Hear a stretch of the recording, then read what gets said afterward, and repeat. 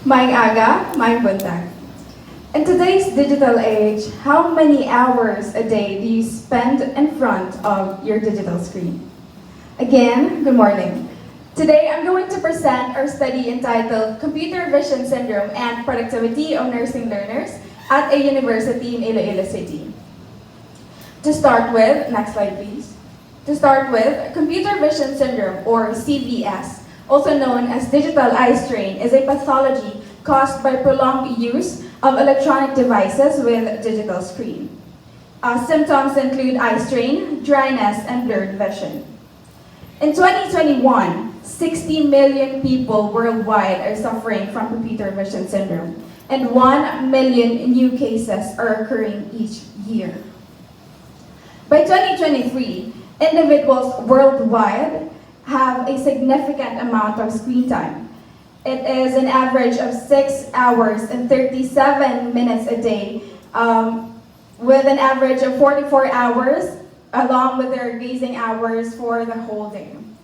In the Philippines, there is an even higher screen time usage, which is an average of 9 hours a day. This puts Filipinos at a greater risk of developing computer vision syndrome. Next slide, please. Moreover, in a study by Ramos et al., next slide please. No, previous slide, I'm sorry.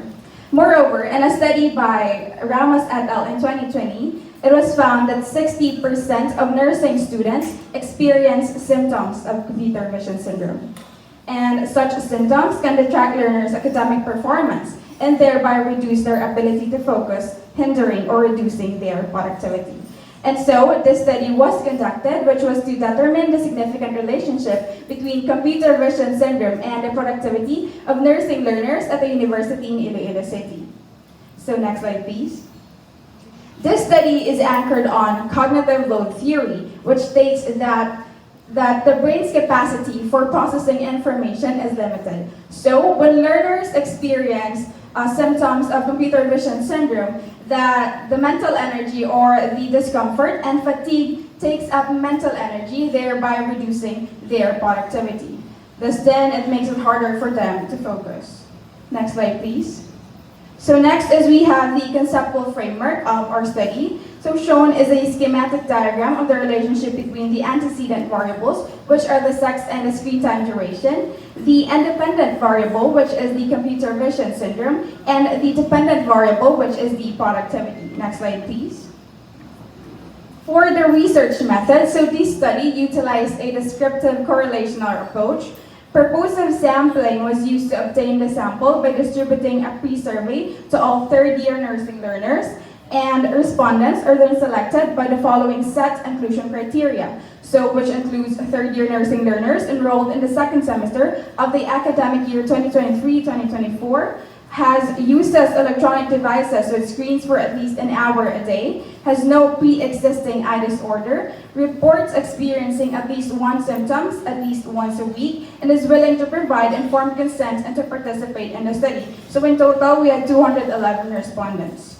For the instrumentation, it was divided into two parts.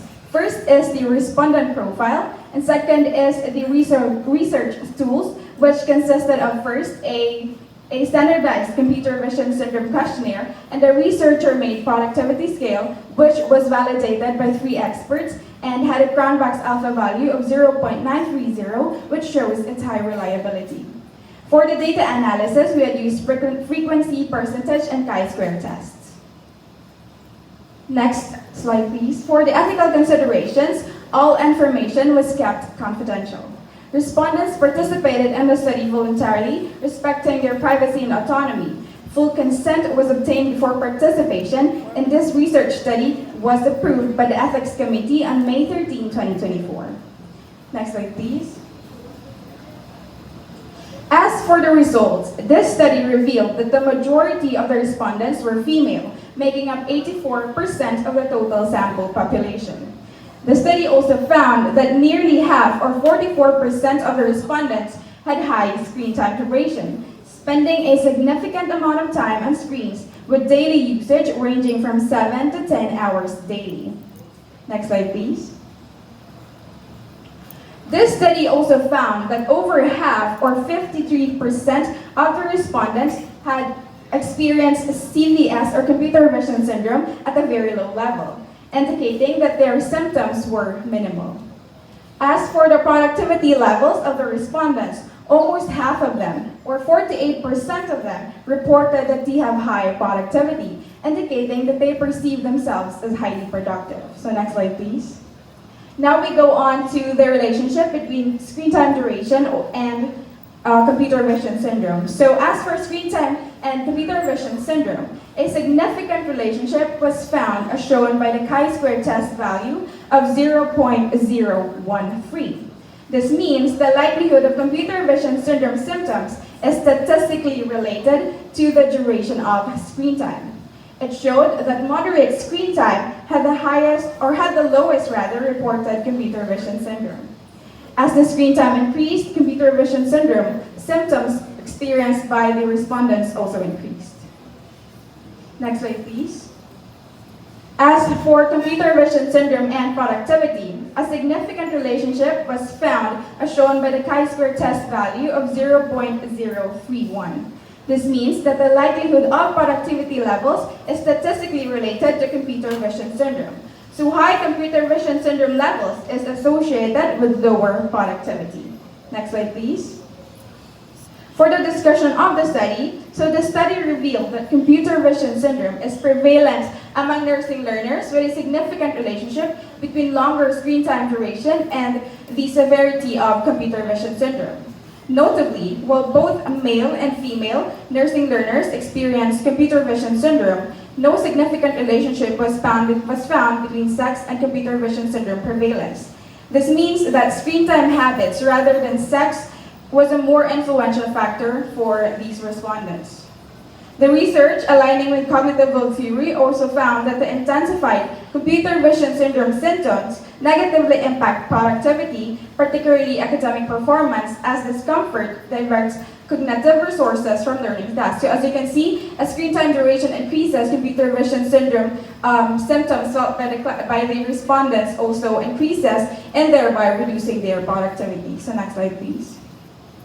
So in conclusion, this study investigated the relationship between computer vision syndrome and the productivity among nursing learners at a university in Iloilo City. The findings indicate a high prevalence of computer vision syndrome, though minimal, but there is a high prevalence among the respondents. And this, with severe symptoms significantly associated with prolonged screen time.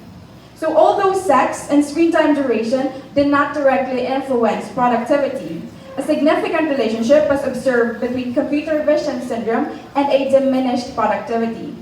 These results underscore the importance of implementing effective strategies to prevent and to manage computer vision syndrome, ensuring the health and academic success of the nursing learners. Which is why, next slide please, which is why this study was significant in response to SDG 3, which is a good health and well-being, and SDG 4, quality education, as it investigates the prevalence of computer vision syndrome among nursing learners at the University of Iloilo City and its impact on their productivity, aiming to improve both health outcomes and the academic performance by recommending interventions. So which is why the following are recommended. For nursing learners, it is recommended to adopt and consistently practice preventive measures such as the 20/20 rule, the good ergonomics, using blue light filters, and encouraging breaks. For nurse educators, it is recommended to integrate computer vision syndrome awareness into curricula, promote good ergonomic classrooms, encourage breaks, and provide eye health education. For significant others, it is recommended to support nursing learners by encouraging breaks, ensuring ergonomic study spaces, and promoting regular eye checkups. For technology and software developers, it is recommended to prioritize eye-friendly designs like dark mode. For future researchers, it is recommended to study the long-term impact of computer vision syndrome, compare preventive measures, and to examine the relationship of computer vision syndrome to various populations. As well as also, since in our study we failed to use regression analysis, so it is recommended to use regression analysis to have a more in-depth understanding of the relationship among these variables. So overall, implementing evidence-based practices fosters a sustainable learning environment that supports nursing students' well-being and competence, promoting equity and sustainable development in nursing. Next slide, please. So these are some of the references of the study. Next slide, please. Next slide, please. These are the members of the group as well as with the research advisor. Next slide, please. So that is all for my presentation. Madam, salamat.